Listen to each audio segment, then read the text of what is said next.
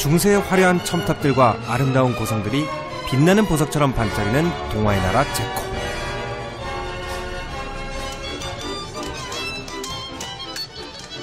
와인과 맥주의 성지, 체코는 지금 축제 중입니다. 오랜 역사와 전통을 자랑하는 다채로운 맛의 향연.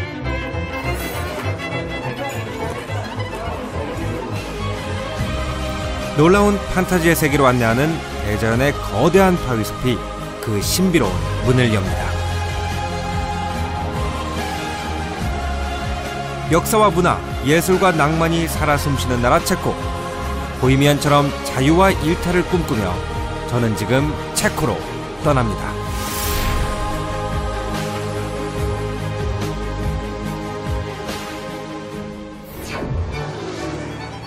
유럽의 짙은 감성이 묻어나는 나라 체코까지는 비행기로 약 11시간. 동서유럽의 중심에 위치해 중세시대에 이미 번성을 이루었던 나라. 체코에서의 첫 여정은 천년의 고도 프라하에서 시작합니다.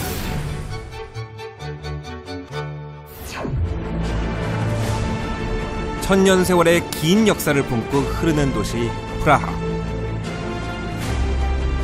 중세 그대로의 모습을 간직하고 있는 프라하는 체코의 오랜 수도입니다. 모차르트가 가장 사랑했고 프란츠 카프카가 평생 떠나지 못했던 마력의 도시. 불타바 강 위에 놓인 카렐교는 파란만장했던 체코의 역사 속에서도 약 600년 넘는 시간 동안 굳건히 자리를 지켜온 프라하의 상징입니다. 카렐교를 중심으로 도시 프라하는 나누어지고 또 이어지죠.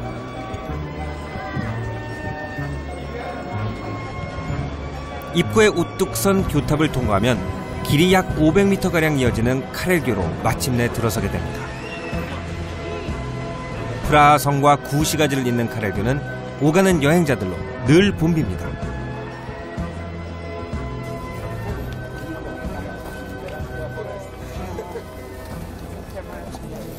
자, 드디어 프라하에 입성했습니다.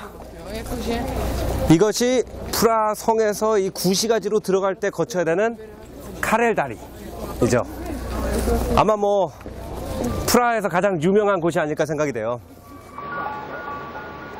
강을 건너기 위한 다리지만 카렐교에 이르면 사람들은 정작 건너는 것을 잊습니다. 다리에 얽힌 전설과 역사를 더듬다 보면 발길이 늦춰져 오히려 그 위에 머물게 되는 곳이 카렐교죠. 옛날에 신성 로마 제국의 황제였던 카렐 4세의 이름을 따서 이제 카렐 다리라고 부르는 거예요. 근데 이 신성 로마 제국은 독일, 오스트리아, 이 체코를 비롯해가지고 말하자면 중앙 유럽 전체를 포함하고 있던 굉장히 큰 나라였거든요. 근데 카렐 4세가 그 전체의 수도를 갖다가 프라하로 정한 거죠. 그렇기 때문에 프라하 시민들은 아직도 이 카렐 시대의 프라하를 프라하 역사의 가장 황금기, 가장 프라하가 말하자면 잘 나가던 시절로 기억을 하고 있어요.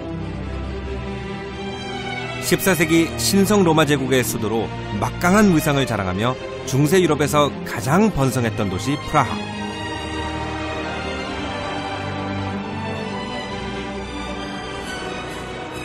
카렐 4세의 지시로 지어진 다리 위에 조각상들이 하나둘 세워진 것은 약 17세기부터인데요.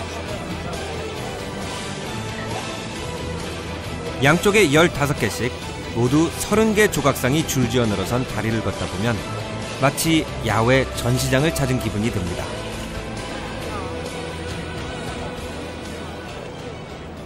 이 다리의 여러 석상들은 이제 체코 역사에서 굉장히 중요한 사람들인데 그 중에 굉장히 중요한 사람이 바로 여기 있는 얀 네포묵이라는 사람입니다. 전설에 의하면은 얀 네포묵은 여왕의 고해 성사를 들었대요. 그런데 왕이 여왕의 비밀을 캐내기 위해서 이 사람을 붙잡아가지고 야, 왕비가 무슨 얘기를 했느냐 말을 하라고 그런 거예요.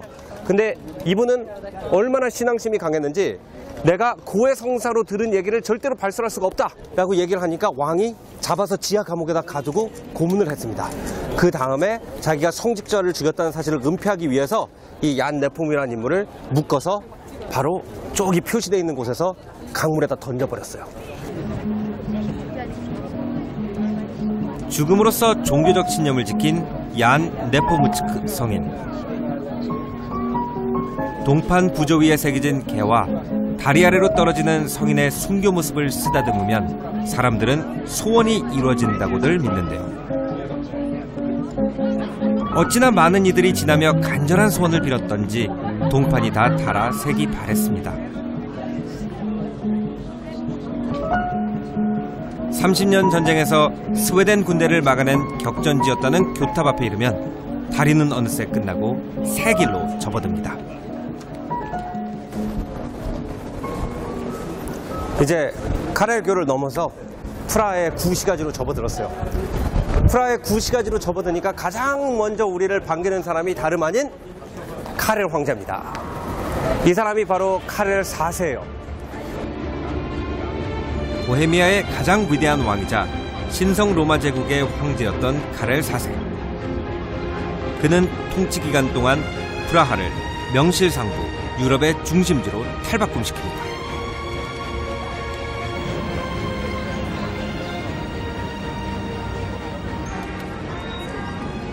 지금 제가 카렐교를 건너서 구시가지 쪽으로 가고 있는데 프라하 사람들은 이 길을 왕의 길이라고 불러요.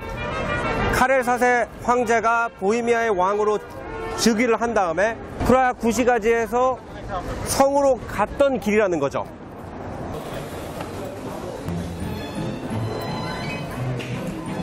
대관식을 치르기 위해 왕들이 행차던 길을 되짚어봤는데요. 걷다 보면 이미 11세기부터 교역의 기반을 잡았다는 구시가 광장에 닿게 됩니다.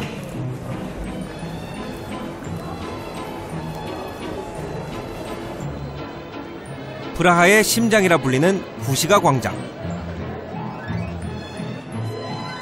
1000년 넘는 시간 동안 체코 역사의 배경이 되어온 곳입니다. 그 중심에서는 칼뱅과 루터보다 앞섰던 최초의 종교개혁가 얀 후스도 만날 수 있습니다. 이 프라하 광장은요, 아직 이쪽의 그 체크 민족이 아직까지 옛날 전통 슬라브 종교를 믿는 거의 이제 그 원주민 상태로 있던 시절에 노예 시장이 있던 곳이에요. 그때 이미 그 슬라브족 그 남녀들이 굉장히 잘생기고 예쁜 걸로 유명했나 봐요. 그래서 아랍의 칼리프들, 그러니까 지금 이라크에 앉아 있는 사람들도 그 소문을 듣고 이쪽으로 원정대를 보내가지고 이쪽 체코에 있는 사람들을 노예로 사서 자기 궁전에 하인들이나 아니면은 궁녀로 부렸다고 합니다. 민족의 애환과 굴곡진 역사의 무대가 되어온 광장에서는 이제 거리 예술가들의 흥미로운 공연이 매일같이 펼쳐집니다.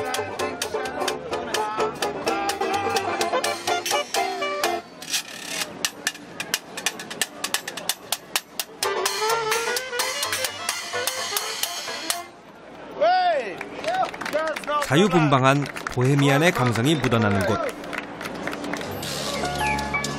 시대를 달리하는 아름다운 건축물들이 사방을 둘러싼 광장에서 가장 많은 이의 관심을 끄는 것은 구시청사 건물입니다. 600년 넘게 원형에 가깝게 보존되고 있는 구시가의 명물 천문시계 때문인데요. 위쪽은 천동설에 기초한 천체의 움직임과 시간을 표시하는 시계가, 아래에는 12개 별자리와 시기별 농사법을 그려넣어 만든 일종의 달력이 설치되어 있습니다. 옛날 사람들은 몇 년, 몇 월, 며칠에 몇 시, 몇 분에 뭘 하겠다 이런 식으로 생각을 하는 게 아니라 전갈자리하고 북두칠성이 만나는 지점에서 우리가 전쟁을 해도 된다. 아니면은 스콜피온이 이렇게 돌아갈 때 우리가 씨를 심을 때다. 이런 식으로 시간에 대해서 생각을 했어요. 그래서 우리가 이 시계를 보면은 저게 어떻게 시계냐 하는데, 사실 옛날 사람들은 하늘을 보고 별자리의 위치를 보고 시간을 판단했기 때문에 낮에도 별자리의 위치를 볼 수 있도록 이런 시계를 만들었다라고 이해를 하시면 됩니다. 황금색 원판 전체가 매일 한 눈급씩 돌면서 현재 오늘에 해당하는 별자리와 해야 할 일을 가르쳐 주는데요. 글을 모르는 서민들을 위해 만든 것이라고 합니다. 지금까지 작동되고 있는 유일한 천문시계. 매시각 정각이 되면 시계의 인형들이 깨어나 보여주는 퍼포먼스를 구경하러 사람들이 구름처럼 몰려듭니다. 드디어 죽음의 때가 왔음을 알리는 해골이 종을 치자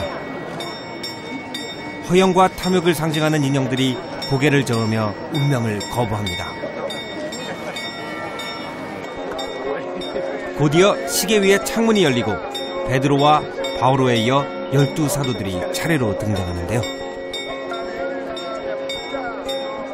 짧은 퍼포먼스는 매시마다 언제 올지 모르는 죽음을 준비하라는 묵직한 메시지를 전해줍니다.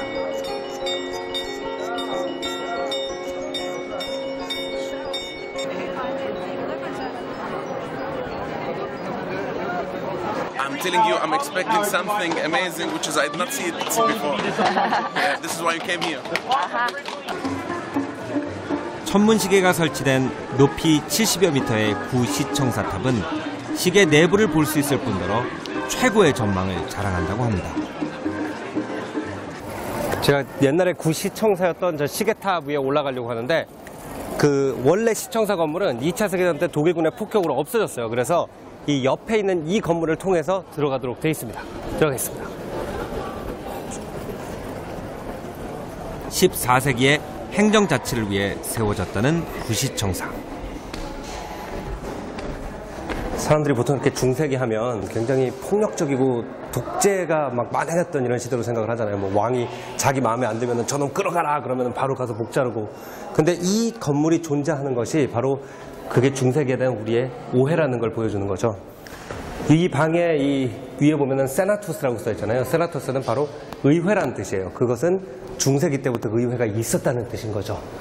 이 의회에서 각 그 도시에 자기 업계별로 대표를 선발해가지고 다 의회에 참여를 했어요. 이 건너편에 보면은 이제 여기는 말하자면은 시장실이었던 거죠.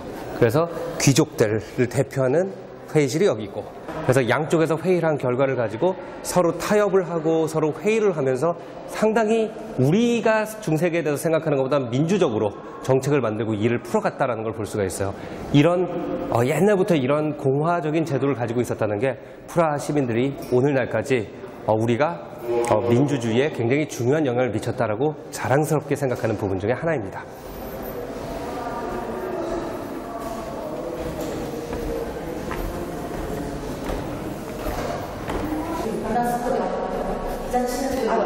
Orloj je tady od roku 1410, funguje pořád a s přestávkami, opravami, ale funguje pořád a většina součástek v tom orloji je stále ještě původních. Ty apoštolové ne, ty jsou noví. 15세기 초 천체 운행을 계산해 만든 정교하고도 과학적인 천문시계에 12사도의 행진이란 퍼포먼스가 더해진 건 18세기경이라고 합니다. 지금의 천문시계는 수세기에 걸쳐 여러 장인과 기술자들의 손에 의해 만들어진 합작품인 거죠. A pracují každou hodinu na dvou kolech po 6 a vy z ulice to vidíte ve dvou okénkách. 드디어 중세 느낌이 물씬 나는 어둑어둑한 곳으로 들어갑니다. 근데 그 안에 와 최신형 엘리베이터가 있어요. 믿기지 않네요. 14세기 중세 건축물 안에 설치된 원형 엘리베이터라니. 이대로 몸을 실으면 어디론가 순간 이동해버리는 것이 아닐지 즐거운 상상도 해봅니다.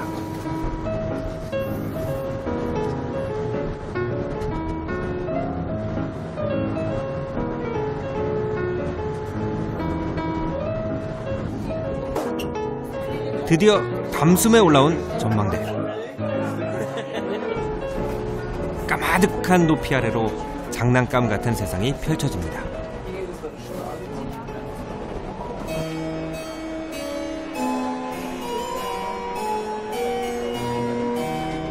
정교하고도 화려한 고딕 양식의 팀 성당이 구시가지의 상징적인 건축물답게 첫눈에 시선을 사로잡습니다.